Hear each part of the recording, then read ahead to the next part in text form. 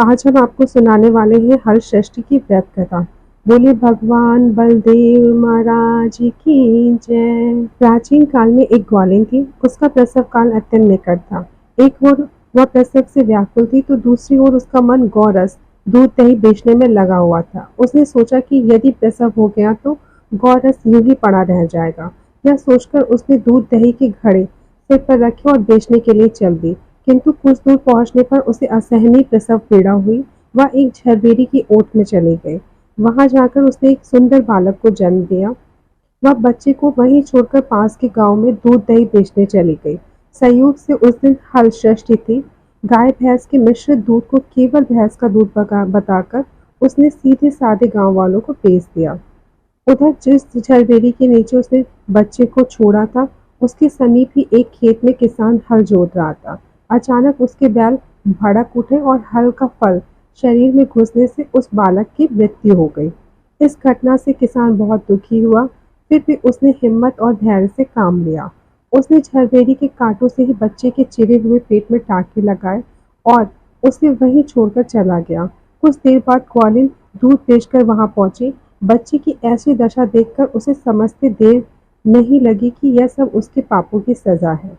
वह सोचने लगी कि यदि मैंने झूठ बोलकर गाय का दूध न बेचा होता और गांव की स्त्रियों का धर्म भ्रष्ट न किया होता तो मेरे बच्चे की यह दशा नहीं होती। अतः मुझे लौटकर सब बातें गांव वालों को बताकर प्रायश्चित करना चाहिए। ऐसा निश्चय कर वह उस गांव में पहुंची जहां उसने दूध दही बेचा था। वह गली गली घूमकर अपनी करतूत और उसके फलस्वरूप मिले दंड का बखान करने लगी। तब स्त्रियों ने स्वधर्म रक्षा और उस पर रहम खाकर उसे क्षमा कर दिया, आशीर्वाद दिया। बहुत सी स्त्रियों द्वारा आशीर्वाद लेकर जब वह पुनः झरबेरी के नीचे पहुंची तो यह देखकर आश्चर्यचकित रह गई कि उसका पुत्र जीवित अवस्था में पड़ा है।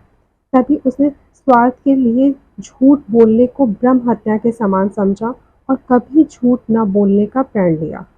इस कथा को सुनने से मिलने वाला लाभ। हलषष्ठी व्रत करने तथा कथा सुनने से संतान की लंबी आयु सुखी जीवन का आशीर्वाद मिलता है। यह व्रत करने से बलराम यानी शेषनाग का आशीर्वाद प्राप्त होता है। यह व्रत करने से संतान बलराम भगवान की तरह बलशाली और शक्तिशाली होती है। संतान की रक्षा के लिए यह व्रत अधिक महत्वपूर्ण होने के कारण पूरे मन से यह व्रत करने से संतान के जीवन के कष्ट नष्ट हो जाते हैं। इस व्रत में हल की पूजा करने का महत्व है। हल छठ छठ हल छठ के दिन हल से उत्पन्न अन्न और फल नहीं खाना चाहिए।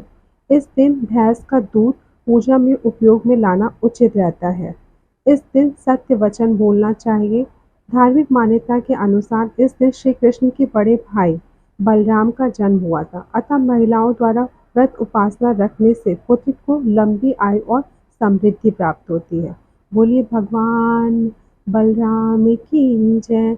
बोलो हल छठ भगवान की जय।